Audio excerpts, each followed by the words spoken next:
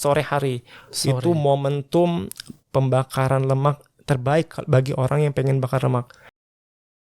Padahal kesyirikan itu samar banget Mas Enai. Oh, iya. Samarnya lebih samar daripada jejak langkah kaki semut hitam di atas batu hitam di tengah kegelapan malam. Di dalam satu piring itu ada karbonya, mudahnya ya, karbo, ada serat, ada protein, ada lemak tak jenuh. Lalu olahnya dengan cara tidak digoreng, misalnya direbus, misalnya atau di air fryer atau bolehlah dibakar.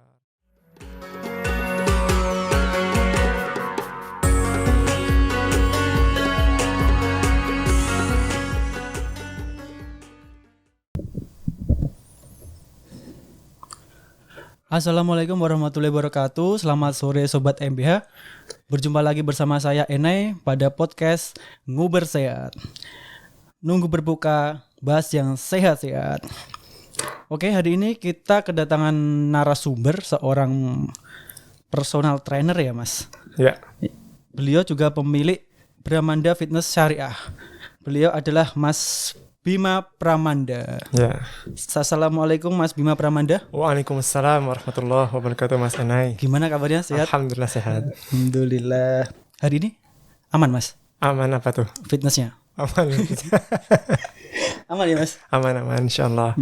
Kesibukannya apa Mas setiap harinya Mas? Sibukannya selain trainer, ada kajian biasanya. Saya mulai sama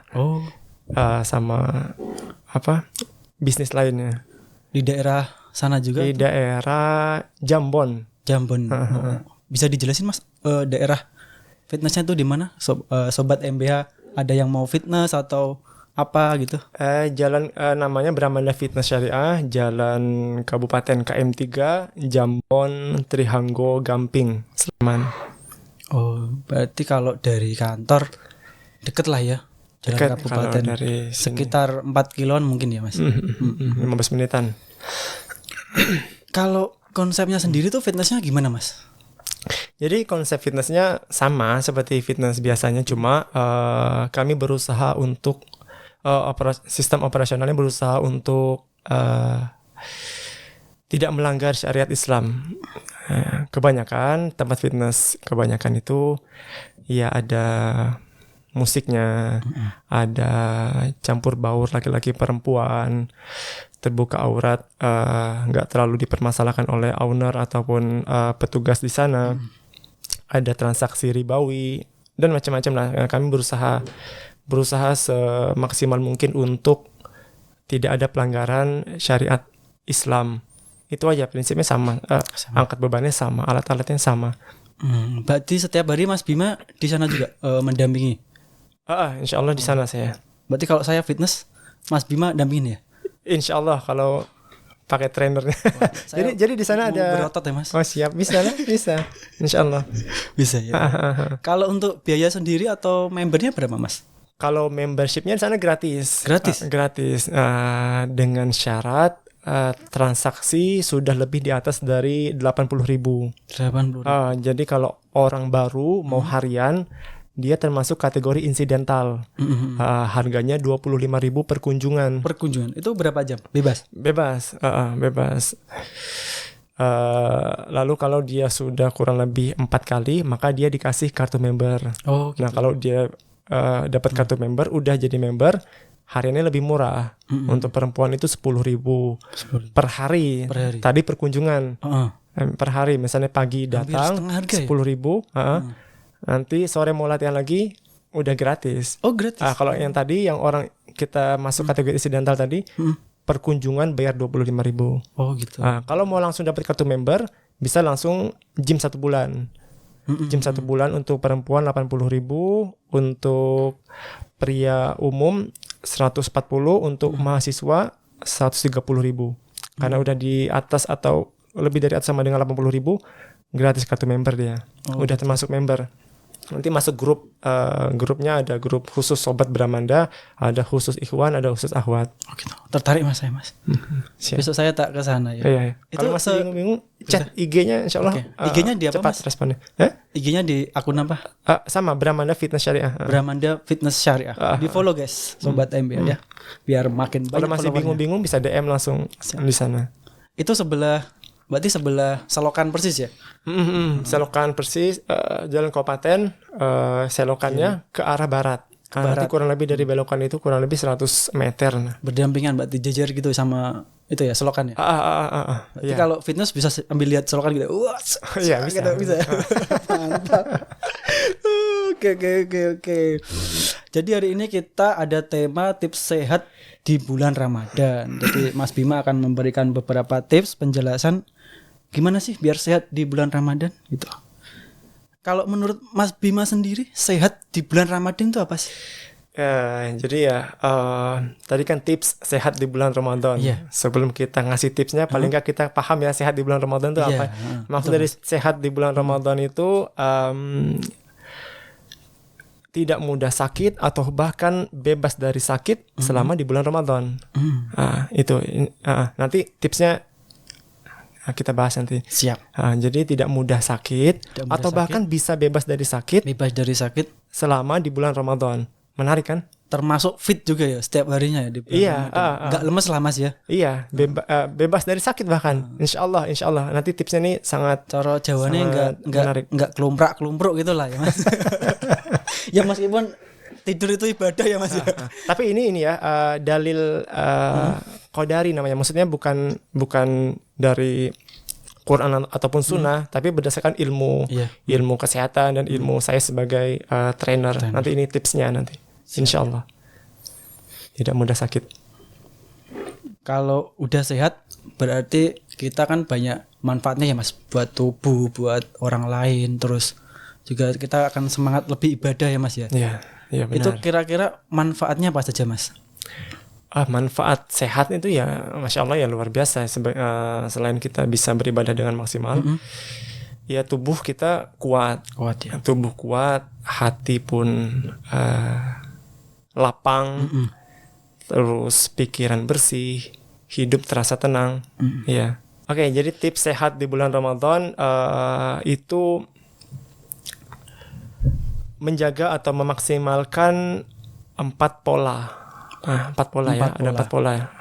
Pola pertama yaitu menjaga pola gerak. Nanti kita bahas ya. Pertama, pola gerak. Yang kedua itu pola pikir. Pola pikir, pola gerak, Yang ketiga pola makan. pola makan, Yang terakhir yang keempat pola tidur. pola tidur ya.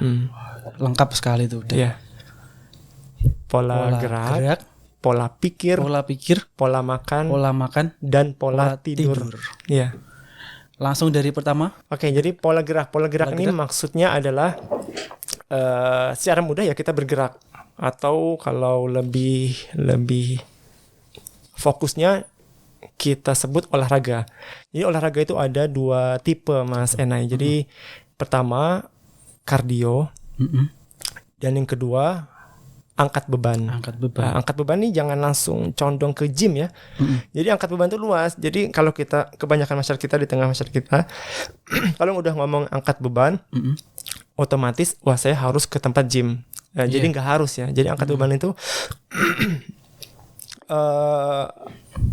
contoh kita menarik tali, Angkat galon, atau kita naik dan turun tangga, jongkok lalu lompat, mendorong sesuatu dan lain sebagainya yang sifatnya berat, dan kita mengaktifkan otot kita. Nah itu tadi olahraga ada 2, kardio dan angkat beban. Usahakan di dalam 1 pekan latihan angkat beban itu 3 kali. 3 kali. Dan kardio itu setidaknya 1 kali per pekan. Contoh kardio. Jadi kardio itu olahraga yang sifatnya condongnya melatih kesehatan jantung. Jadi contohnya seperti lari, seperti ya kita jogging, lompat tali dan yang semisalnya. Itu di luar kayak olahraga permainan ya, sama tenis gitu, termasuk Itu kardio, juga. Kardio. Di kardio itu memang ada latihan bebannya, ada bebannya, terasa bebannya. Kita lari kan terasa beban di paha, di betis. Tetapi condongnya memang ke arah kesehatan jantung. Orang main basket, tenis, futsal dan sebagainya. Sedangkan untuk angkat beban itu seperti kita push up, sit up, pull up, ya kita ke tempat gym dan lain sebagainya, squat, yaitu angkat beban.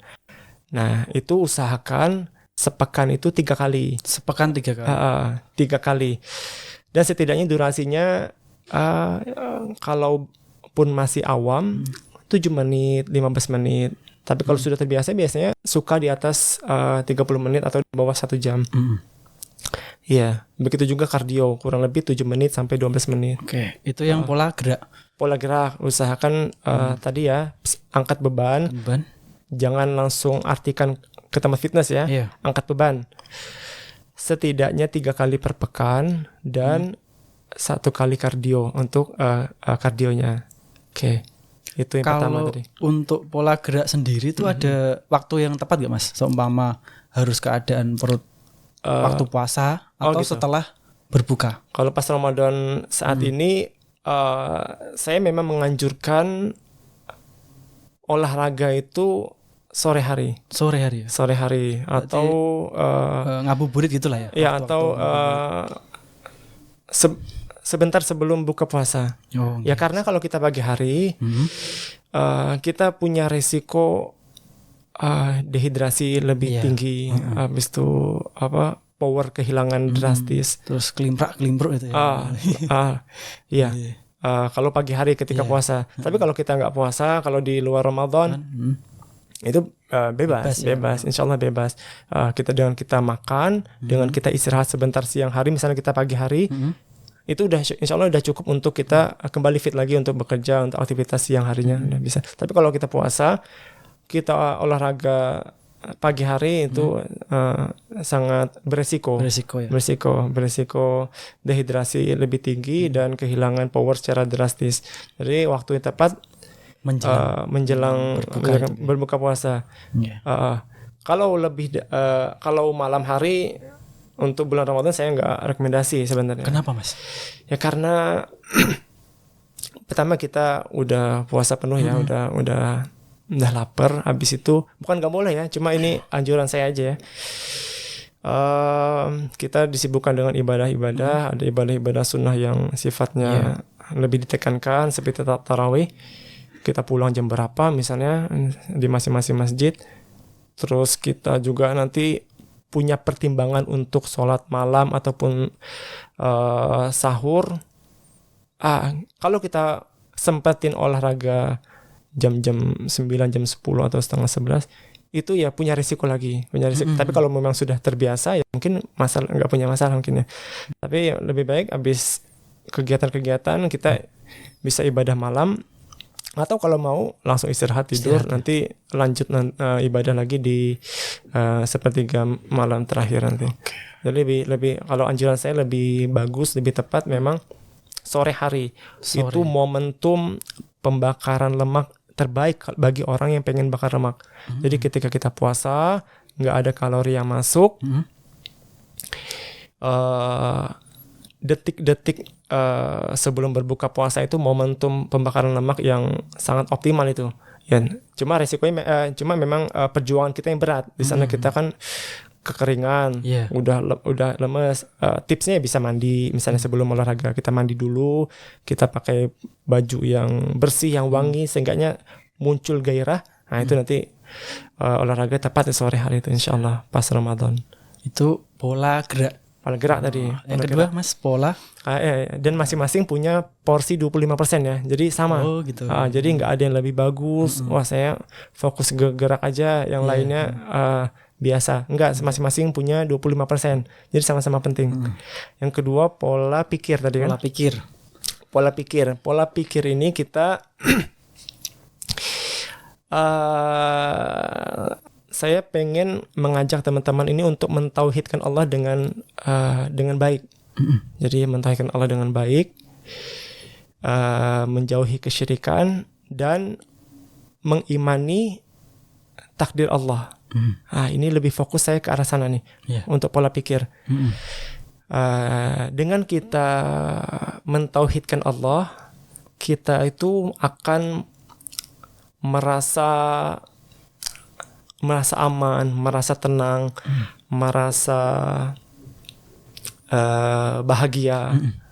Dengan kita beriman kepada takdir Allah, kita pun merasa tenang. Misalnya kita nih sesuatu terjadi, ada di tengah jalan kita tiba-tiba di jambret orang, misalnya kita sudah berusaha nabung untuk beli motor, terus dijambret gitu ya. Terus HP, dompet, tiba-tiba dipalak, diambil. Kalau kita tidak beriman kepada takdir Allah, hal itu bisa membuat kita sakit loh. Kita bisa stres, kita bisa nggak bisa tidur, udah mengganggu semua. Tapi kalau kita percaya takdir Allah, apapun itu, bukan hanya tentang penjambretan, pemalakan, terkait kehidupan sehari-hari, lebih ditekankan mentauhidkan Allah dengan baik dan mengimani takdir. Lebih bagus lagi 6 rukun iman itu. Dan mentauhidkan Allah ini nggak bisa seseorang itu mentauhidkan Allah dengan baik tanpa belajar. Mas, bener Mas. Jadi saya pun dulu ngerasa aku nggak pernah menyembah pohon, aku nggak pernah menyembah batu. Aku udah mentauhidkan Allah dengan baik, aku nggak pernah berbuat kesyirikan. Padahal kesyirikan itu samar banget Mas Enai. Samarnya lebih samar daripada jejak langkah kaki semut hitam di atas batu hitam di tengah kegelapan malam. Contoh kesyirikan. Jadi kesyirikan itu ada dua jenis, syirik kecil sama syirik besar. Tapi sekecil-kecilnya kesyirikan, dosanya jauh lebih besar daripada dosa-dosa besar seperti membunuh, berzina, riba. Itu kesyirikan. Contoh kesyirik kecil ini, contoh kita misal nih, qadarullah kita sakit misalnya ya, kita sakit. Kita biasanya kalau sakit, misalnya kita flu lah, biasanya orang ini minum obat flu misalnya namanya Bodrex misalnya ya, misalnya Bodrex. Dia pergi ke apotek beli Bodrex, nggak ada, terus pindah lagi, dia kebingungan. Nah, itu secara hakikat dia itu telah berbuat kesyirikan Mas. Karena apa? Karena dia telah bersandar kepada sebab. Ciri-ciri orang yang bersandar kepada sebab adalah hatinya akan merasa tenang tatkala sebab yang biasa dia ambil didapatkannya, atau hatinya merasa gelisah tatkala sebab yang biasa dia ambil tidak didapatkannya. Jadi kita hanya boleh bersandar kepada Allah. Jadi orang itu telah bersandar kepada sebab tadi Bodrex tadi. Jadi hatinya merasa gelisah kalau nggak. Itu contoh kecil, banyak contohnya seperti tatoyur misalnya, atau misalnya kita percaya bahwa misalnya ada kupu-kupu hitam ke rumah kita, maka nanti akan ada tamu. Kayak gitu. Itu kesyirikan. Itu harus dilepaskan itu kalau mau sehat. Hal-hal syirik-syirik kayak gitu tuh harus dilepaskan. Dan saya bilang seseorang nggak bisa mentauhidkan Allah dengan baik kalau dia nggak belajar dengan alami aja, dengan lurus aja, dengan dia hidup seperti biasa, apalagi di Indonesia. Nggak akan bisa dia mentauhidkan Allah dengan baik. Pasti ada syirik-syirik kecil yang masuk. Mungkin dia memang terbebas dari syirik besar. Terus kayak contoh lewat apa, terus dia harus diklakson gitu-gitu ya Mas. Kayak gitu. Itu sering itu kayak seperti itu tuh syirik kecil. Masang jimat, atau kita kalau pakai gelang khusus atau apa. Akhirnya itu seperti jimat, dia ngerasa dengan gelang itu dia menjadi kuat, menjadi percaya diri, menjadi kebal. Kalau tanpa gelang itu dia rasanya kayak rasa kurang, jadi seperti seorang yang pengecut. Itu syirik kecil, itu dosa, itu dosanya besar banget. Itu. Dan beriman kepada takdir Allah. Itu pola pikir tadi. Itu yang syirik kecil ya, Mas? Itu pola pikir. Pola pikir. Kalau yang syirik besarnya? Kalau syirik besar ya kita mengalihkan ibadah kita kepada selain Allah. Itu udah syirik besar. Itu mengeluarkan seseorang dari Islam. Ya misalnya kita beribadah kepada orang soleh yang sudah mati misalnya. Ini kan lebih mudah kelihatan. Yang nggak kelihatan ini syirik kecil tadi.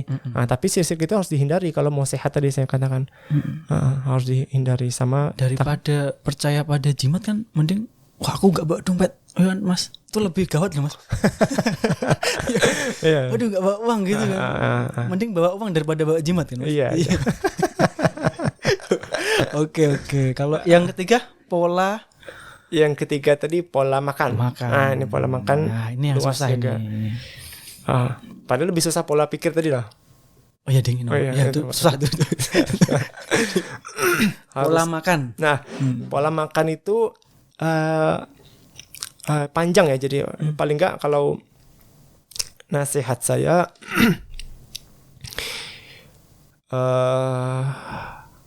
makanlah makanan yang karbohidrat kompleks. Jadi karbohidrat itu ada 3 jenis, Mas. 3 jenis. Ada pati, ada gula, dan ada serat. Serat itu termasuk karbohidrat. Gula termasuk karbohidrat? Gula karbohidrat. Gula ini maksudnya glukosa. Glukosa ya. Itu karbohidrat. Itu sumber energi kita. Energi ya. Karbohidrat kompleks itu maksudnya di sana itu ada karbonya, ada entah itu gulanya seperti nasi misalnya seperti. Lalu ada proteinnya dalam satu piring itu, dikasih serat, ada lemak tak jenuh.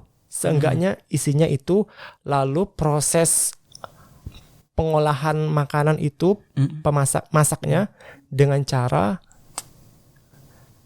tidak digoreng.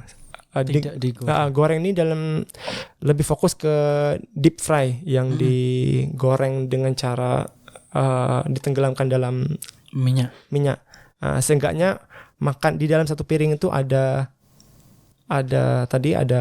karbonya, mudahnya ya, karbo, ada serat, ada protein, ada apa lagi tadi? Lemak tak jenuh. Lalu olahnya dengan cara tidak digoreng, misalnya direbus, misalnya atau di air fryer atau bolehlah dibakar. Seenggaknya boleh sih sesekali digoreng, boleh. Cuma saran aja. Dan tidak ditambah dengan tambahan-tambahan seperti pengawet atau penyedap rasa atau bahan-bahan sintetis kayak gitu. Itu untuk makanan yang saya rekomendasikan. Dan juga fokus untuk memperhatikan gula, garam, dan lemak. Gula itu maksimal per hari itu 50 gram. 50 gram. Itu setara kurang lebih 4 sendok makan. Wah, itu gula. Gula hari saya lebih ya, Mas. Itu dia. Nanti efeknya nanti ada nanti. Nanti kita bahas efeknya ya. Gendut ya termasuk saya. Bukan hanya itu. Sebelum gendut itu ada lagi nanti. Yang kedua garam. Kalau garam itu per hari usahakan nggak lebih dari 5 gram. 5 gram itu kurang lebih setara 1 sendok teh. 1 sendok teh. 1 sendok teh. Yang ketiga lemak tidak lebih dari 67 gram, itu setara kurang lebih 5 sendok makan. 5 sendok. Itu kalau fokus garam, gula, sama lemak, makanan tadi sudah saya sebut itu kalori clean ya tadi ya, yang nggak digoreng, yang nggak tambahan, yang nggak banyak yang buruk. Habis itu sumbernya pun juga bagus. Insya Allah itu kalori yang saya sebut sepadan dan bersih. Itu insya Allah dapat kalau dalam satu piring kurang lebih makan 2 atau 3 kali sehari dan tidak berlebihan, insya Allah dapat 25% dari makanan itu. Kalau seumpama nih ya lebih baik yang dibanyakin yang mana, Mas? Protein kah? Kalau lebih baik dibanyakin protein. Protein. Saya setuju protein itu. Kalau menurutku tuh kalau kita makan protein itu cepat kenyang ya Mas. Apakah betul? Benar. Heeh. Benar. Kalau protein cepat kenyang dan lama laparnya. Lama lapar. Iya, betul. Tahan lah. Tapi kalau kita makan karbohidrat, lawan dari karbohidrat kompleks itu karbohidrat sederhana. Kalau kita makan karbohidrat sederhana itu misalnya kita nasi sama ayam goreng atau ayam tepung misalnya. Iya. Tanpa ada serat, tanpa ada lain-lain tadi. Itu disebut karbohidrat sederhana. Itu rasanya nggak kenyang-kenyang. Susah kenyang kita. Susah kenyang. Terus cepat lapar. Oh iya kayak makan gula lah ya. Kayak kita kan pengen makan gula terus gitu enggak kenyang. Contohnya kalau kita ke tempat-tempat fast food, kita rasanya kan kok rasanya kayak kurang aja. Iya. Kalau makan itu belum rasanya kenyang gitu loh. Kayaknya nggak kenyang-kenyang. Habis pulang di situ bawaan lapar terus loh. Iya. Beneran. Kalau kita makan karbohidrat sederhana, itulah yang dirasakan. Tapi kalau kita makan karbohidrat kompleks, ada serat, proteinnya bagus, pengolahannya juga bagus, nanti cepat kenyang dan lama laparnya. Dan itu gizinya udah mencukupi, bukan berarti kita artinya kurang gizi, enggak, itu udah powerful banget. Karena dengan kita olah dengan baik, sumbernya baik, diolah dengan baik, yang kita dapatkan juga maksimal. Sedangkan kalau kita bahannya kurang baik, dikasih tambah-tambahan yang kurang baik, digorengnya diolahnya dengan kurang baik, nutrisi pada sumbernya tadi akan hancur juga. Iya, jadi meskipun kita banyak makan melalui makanan-makanan yang kurang baik tadi, yang kurang direkomendasikan tadi, meskipun banyak, kita nggak sehat. Kita nggak sehat, bukan berarti kita makan banyak maka kita akan semakin kuat, semakin sehat, semakin berotot, enggak. Tapi dengan kita makan seadanya, dengan sepiring yang wajar, isinya clean, tadi saya sebut clean mudahnya, itu powerful banget untuk kita. Tubuh ini lebih jos ya Mas. Tubuh ini jadi bisa bekerja sebagaimana mestinya kalau dia dikasih makanan-makanan yang baik. Baik ya. Jadi dia nggak terganggu, nggak terintervensi dengan hal-hal yang buruk. Insya Allah bekerja sebagaimana mestinya. Jadi gagah, jadi kuat, jadi tegap, pandangan mata tajam. Aku tak tegap Mas. itu pola makan tadi ya. Terus tadi Mas yang soal gula itu Mas, sebelum ke gemuk itu loh. Oh iya. Apa, Mas? Jadi sebelum ke gemuk, efek dari kalau kita kebanyakan makan gula. Ini gula beserta turunannya, bukan hanya gula sukrosa, gula pasir. Ya nasi putih ya tepung-tepungan. Ya itu termasuk gula. Mudah ngantuk Mas. Ngantuk banget. Efek samping sebelum kita gendut tadi ngantuk banget. Jadi kita rasanya bawaannya kayak nguap terus, ngantuk banget. Padahal kita sudah cukup tidur. Itu efek samping kalau kita kebanyakan makan gula. Iya, jadi kalau kita ngerasa kok nguap-nguap terus, angup-angup terus itu, coba ingat, pasti sebelumnya, kemungkinan besar sebelumnya sudah berlebihan konsumsi gula. Ya. Entah itu di dalam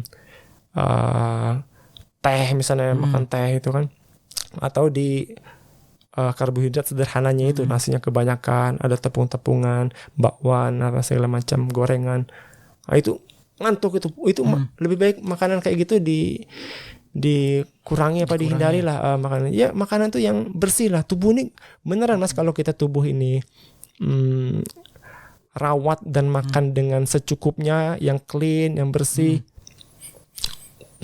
tubuh ini mantep banget. Iya, jadi bisa kayak orang, ibaratnya kalau orang parkur, kalau orang yang makan gorengan rasanya kok bisa nggak ya aku kayak gitu ya. Tapi kalau orang yang makan yang bersih itu gesit, enteng, tubuh tuh enteng emang. Iya. Kalau pikiran itu kan masih, gorengan masih enak. Kalau Mas Bima mungkin gorengan apa itu enggak? Iya, enak juga lah, enak. Nanti kita bahas nih kenapa gorengan itu enak, nanti kita bahas. Itu sesi 2 selanjutnya insyaallah ya. Mas gini, kalau kita harus mengurangi gula kan. Enggak ngurangi sih, maksudnya enggak berlebihan. Enggak berlebihan. Gula itu ya penting juga, sumber energi kita. Jadi tubuh ini akan mengambil karbohidrat untuk dijadikan glukosa. Pertama kali itu diambil itu untuk jadi energi. Kalau nggak ada karbohidrat, tubuh akan membakar lemak. Kalau nggak ada karbohidrat, nggak ada lemak, tubuh akan ngambil protein. Jadi gitu prinsipnya. Jadi tubuh ini kita kan mau bergerak nih, kita bernafas pun juga butuh energi kan. Energi itu pertama kali diambil dari karbohidrat. Mas Enai. Tapi kalau karbohidrat nggak ada, kayak kita puasa, nggak ada. Nanti dia ngambilnya lemak. Makanya itu momentum saya bilang bagusnya itu olahraga itu pas menjelang buka puasa. Itu bagus banget untuk orang yang bakar lemak itu. Bakar lemak. Nah, kalau lemak nggak ada, udah kurus ceking gitu kan, nggak ada udah puasa gitu. Dia bisa ngambil dari protein. Bisa. Makanya jadi ketika otot itu ya dia ngambil dari otot, makanya orang bisa terkikis ototnya. Makanya pas sahur usahakan ya makan, dan berbuka habis itu habis sholat maghrib makan yang bergizi, bukan makan yang balas dendam. Insya Allah dengan makanan yang sepiring yang bersih itu kuat akan seharian, nggak perlu kita balas dendam. Maka malah kita, kalau prinsip orang yang makan balas dendam, di situ ada banyak nasinya, ada kolak, ada pemanis-manisan banyak itu kan, jajar itu kan berlebih manisnya ya Pak. Dia kira dengan seperti itu dia akan balas dendam untuk puasa selanjutnya atau untuk membalas beberapa hari yang lalu berpuasa. Enggak, itu malah memperburuk keadaan tubuhnya dia. Makin malas. Terus sholat malas, kenyangan. Jadi ngantuk dan malas gerak itu. Efek samping sebelum dia gendut, obesitas itu. Jadi aku gini Mas, mau cerita, aku pernah dulu itu mengurangi gula. Bener-bener aku kurangi setiap harinya Mas. Jadi kayak nasi saya dikit, terus udah nggak minum manis, terus ya pokoknya gula-gula lah aku kurangin. Itu efeknya itu kepala pusing. Oh gitu? Iya. Itu gimana Mas baiknya kalau untuk ini mau diet gula? Gini, banyak hal. Kemungkinan Mas Enai kurang hidrasi mungkin. Kurang minum. Bisa jadi kurang minum. Atau Mas Enai memang kurang gizi. Jadi kurangi gula bukan berarti nggak makan gula. Mungkin aku yang terlalu dikit banget gitu ya? Enggak juga. Maksudnya mungkin pertama kurang minum Mas Enai. Minum itu kebutuhan sehari biar jelas 1/20 dari berat badan. Misalnya Mas Enai berat badan berapa? Aduh malu. Malu sih. Ya 77 lah. 77 anggap 80 lah ya. Biar mudah ngitungnya. 1/20 dari 80 berarti 4 liter per hari. 4 liter per hari kebutuhan mineralnya, minumnya Mas Enai per hari. Nah, kemungkinan kurang minum. Atau kalaupun sudah cukup minum, kemungkinan kurang gizi. Jadi makanannya aku nih sembarang gitu, terserah gitu. Aku pantang gula. Gitu. Akhirnya malah nggak makan atau makannya sembarangan. Bisa jadi itu yang penyebab pusing. Tapi dari pusing itu tuh efek turun berat badannya tuh luar biasa Mas. Cepat banget emang gula itu ya. Iya cepat. Dia ngambil dari lemak langsung sih Mas. Iya cepat naiknya kalau makan gula banyak, cepat turunnya kalau ngurangi gula, membatasi gula. Jadi bukan berarti nggak makan gula ya, membatasinya aja. Aku dulu tuh sempat 85-an Mas, 85 sekarang 77-an lah. Itu cuma ngurangin gula tiap hari. Jadi kayak minum es teh sama itu udah teh tawar, jeruk tawar, jahe tawar gitu. Itu aja. Nggak yang sekarang nggak yang apa? Kasih gula manis. Nol gula gitu enggak. Tapi alhamdulillah makin turun setiap paling bagus memang air putih sebenarnya. Air putih sebenarnya. Terus yang keempat Mas. Keempat tadi kan udah pola gerak, pola pikir, pola makan. Yang terakhir pola tidur. Ini nggak kalah penting ya, meskipun kemungkinan besar setiap manusia pola tidurnya udah cukup ya, kemungkinan besar ya. Jadi kebutuhan tidur manusia itu setidaknya 6 jam per malam. Dan 15 menit per siang. Dua ini insya Allah ketika dua ini terlaksana, dapatlah 25% dari pola tidur tadi. Itu udah cukup lah ya Mas. Cukup Untuk membentuk otot fitness itu ya. cukup untuk mendapatkan pola tidur 25% tadi. 25 itu ya. Kalau mau bentuk otot segala macam, kombinasi semuanya tadi. Waduh, mantap. Ada latihan bebannya, ada kardionya, ada Wah, sepertinya aku makannya. makin mantap deh mau ke fitnessannya Mas. Iya. Fitness aja. Kalau seminggu sekali gak apa-apa kan Mas? Ya nggak masalah lah. Cukup ya. Cukup, tapi kan bisa di rumah sisanya. Oh iya. Bisa di rumah. Kayak push up, sit up Iya, gitu ya. lakuin aja. Lawan rasa malasnya, lawan. Dilawan. Memang nge-gym tuh memang angkat beban tuh memang males. Kalau nggak dilawan, memang kalau udah terbiasa ringan aja. Jadi kebiasaan ya. Jadi kebiasaan. Oke, siap. Jadi tadi Sobat MBA ada 4 pola dari Mas Bima. Pola gerak, pola pikir, pola makan, pola tidur. Iya. Ya. Itu adalah 4 pola dari Mas Bima dan tips sehat di bulan Ramadan. Iya. Itu berlaku di luar Ramadan juga berlaku kok. Ada itu Mas, pesan-pesan untuk Sobat MBA? Pesan-pesan terapin 4 pola tadi, pola gerak, pola pikir, pola makan, dan pola tidur. Kita berusaha, lalu kita serahkan segalanya kepada Allah Ta'ala. Kita selalu mengingat Dia, karena segalanya itu atas ketentuan Allah Ta'ala. Kita hanya berusaha, kita hanya berjuang, segalanya atas ketetapan dari Allah Ta'ala. Terima kasih Mas Bima. Jadi ada suatu kalimat penutup dari saya. Tetap jaga kesehatan selalu, karena di dalam jiwa yang sehat, keuangan pun juga ikut sehat. Terima kasih Mas Bima atas tips dan nasihat-nasihatnya. Semoga kita bisa bertemu lagi di sesi yang selanjutnya. Jangan lupa follow IG-nya Mas Bima juga, Mas Fitnessnya Mas Bima. Brahmanda Fitness Syariah. Oke. Terima kasih. Assalamualaikum warahmatullahi wabarakatuh. Waalaikumsalam warahmatullahi wabarakatuh. Alhamdulillah.